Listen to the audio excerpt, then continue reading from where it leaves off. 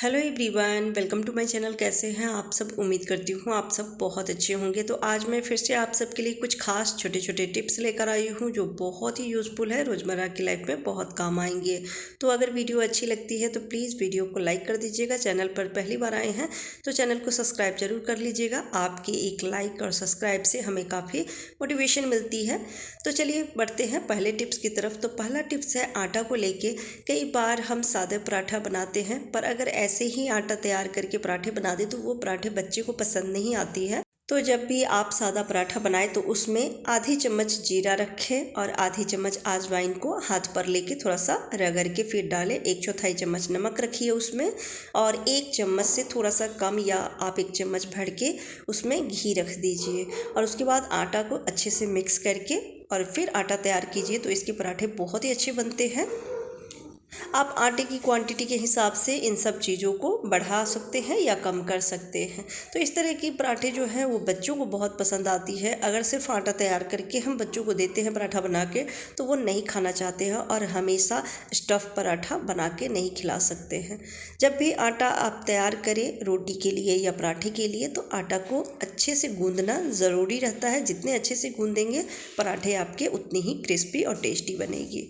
तो चलिए बढ़ते हैं अगले टिप्स की तरफ। सर्दी के टाइम में बच्चे या बुजुर्ग घर में हैं तो उन्हें बार बार बिस्तर पर से उठने में दिक्कत होती है, लेकिन जब खाना खाते हैं तो खाना खाने के बाद उन्हें हाथ धोने के लिए बिस्तर पर से उठना ही पड़ता है। ठंड के मौसम में बहुत ही ध्यान रखना पड़ता है बच्चे को या बड़े को। तो आप उन्हें बिस्तर पर से ना उठना पड़े इसके लिए हाथ धोने के लिए आप फिंगर बाउल बना के दे सकते हैं। जैसे होटल में जाते हैं खाना खाने के लिए तो वहाँ पे हाथ धोने के लिए दिया जाता है फिंगर बाउल, तो वो आप घर पर ही बना सकते हैं। नींबू का आधा टुकड़ा ले लें और उसके 4 टुकड़े कर लें। आप चाहें तो आप 1/4 कट करके ही 4 टुकड़े कर सकते हैं। तो ये बड़ी वाली नींबू थी तो इसके लिए मैं 1/4 के ही 4 टुकड़े कर ले हूँ। और अब लूँगी एक बाउल में हल्का सा गुनगुना पानी आप चेक कर लें कि ज़्यादा गर्म ना हो, और उसमें आप 2 टुकड़े को ऐसे ही रख दें और 2 टुकड़े का रस निचोड़ के और उसके बाद फिर आप उसमें छिलके को रख दीजिए। और आप ये बाउल तैयार करके देंगे बच्चे बड़े को हाथ धोने के लिए तो उन्हें बेड पर से उठना नहीं पड़ेगा। अगला टिप्स है अचार के डब्बे को लेके। अचार जब ख़त्म हो जाती है तो उसके डब्बे को साफ़ करना थोड़ा सा मुश्किल लगता है, और कई बार होता है कि किचन में हम इस तरह के डब्बों का यूज़ कर लेते हैं, पर जब साफ़ करते हैं तो हाथ में भी ऑयल लग जाती है, जो अचार की जो स्मेल आती है वो भी लग जाती है। तो आपको मैं तरीका बताती हूँ जिससे कि आपको हाथ लगाना ही नहीं पड़ेगा। बगैर हाथ लगाए हुए डब्बे एकदम अच्छे से क्लीन हो जाएंगे। उसके लिए आपको 1 कटोरी गुनगुना पानी लेना है। पानी ज़्यादा गर्म ना रहे इस बात का ध्यान रखिएगा, नहीं तो डब्बा पिघल जाएगी, यानी कि वो सिकुड़ जाती है। और उसके बाद उसमें रख दीजिए आप जो भी बर्तन धोते हैं वो लिक्विड, या फिर बर्तन धोने वाला जो साबुन आता है उसी में थोड़ा सा पानी डाल के और वो रख दीजिए, और 2 टिश्यू पेपर रख दीजिए। अगर टिश्यू पेपर नहीं है तो आप न्यूज़पेपर को ही फाड़ के 2-3 टुकड़े रख दीजिए और इस तरह से शेक कीजिए। 1 मिनट के लिए शेक करेंगे, आप देखेंगे कि सारी चिकनाई ख़त्म हो जाती है और बहुत अच्छे से डब्बे साफ़ हो जाते हैं, वो भी बगैर हाथ लगाए हुए। तो आप देख सकते हैं ये साफ़ हो गई है। अब मैं इसे साफ़ पानी से धो लेती हूँ।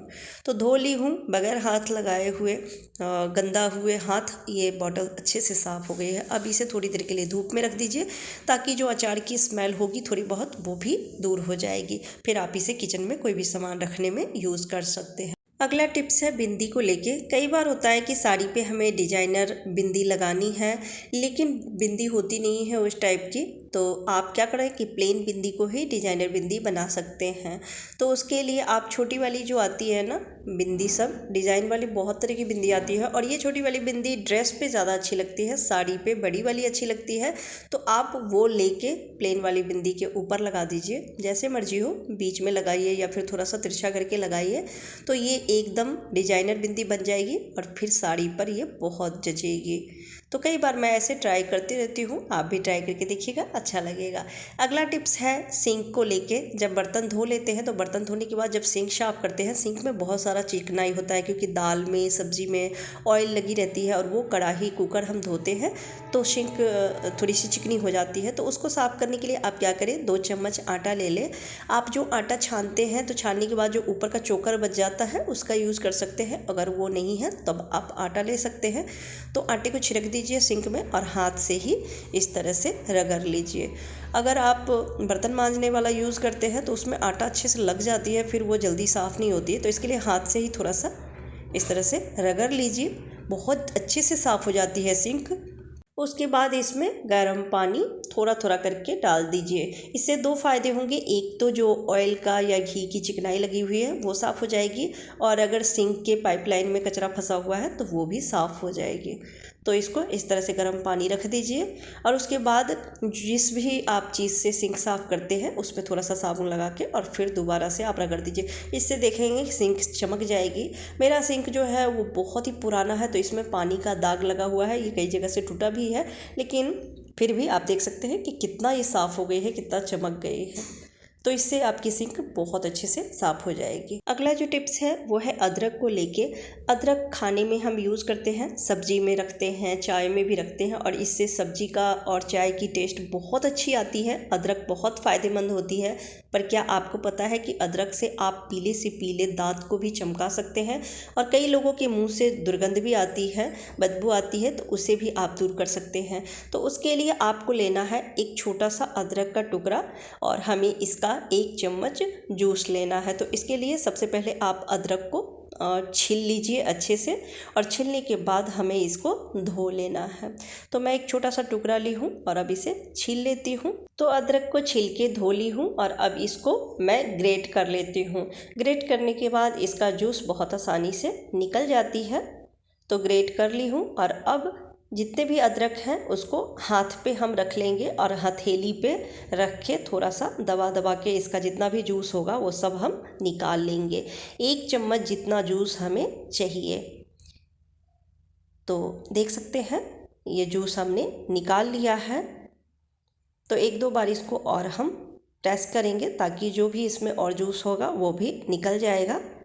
तो 1 से 2 लोग इससे दांत साफ़ कर सकते हैं। मैं उतना पेस्ट बना रही हूँ। अब इसमें मैं रखूँगी 2 चुटकी जितना नमक, और अब रखेंगे इसमें 1/4 चम्मच जितना लेमन जूस। आप चाहे तो आधा चम्मच भी रख सकते हैं, पर उससे ज़्यादा मत रखिएगा। तो एक छोटा सा टुकड़ा नींबू का ली हूँ और अंदाज से ही इसका जूस निचोड़ लेती हूँ। अब ले रही हूँ 1 चम्मच जितना कोलगेट पेस्ट। तो मैं वाइट वाली कोलगेट पेस्ट ली हूँ, आपके पास जो है आप वो ले सकते हैं। और अब इन सब चीज़ों को चम्मच की सहायता से मिक्स कर लीजिए। इस तरह से पेस्ट बना के जब आप दांत साफ़ करेंगे तो 1 से 2 बार में आपकी दांत चमक जाएंगे, चाहे कितना भी पीला दांत क्यों ना हो। तो 1 से 2 बार आप इसे ज़रूर ट्राई कीजिए, और मुंह से कई लोगों की हल्की दुर्गंध आती है वो भी इससे दूर हो जाती है। तो इस रेमेडी को ज़रूर ट्राई कीजिएगा, और कैसे लगे आपको बाकी के टिप्स एंड ट्रिक्स कमेंट करके ज़रूर बताइएगा। अच्छी लगी हो तो वीडियो को लाइक कीजिएगा, चैनल पर पहली बार आए हैं तो प्लीज़ चैनल को सब्सक्राइब कर लीजिएगा। फिर मिलती हूँ अगली वीडियो में, तब तक के लिए बाय बाय, टेक केयर।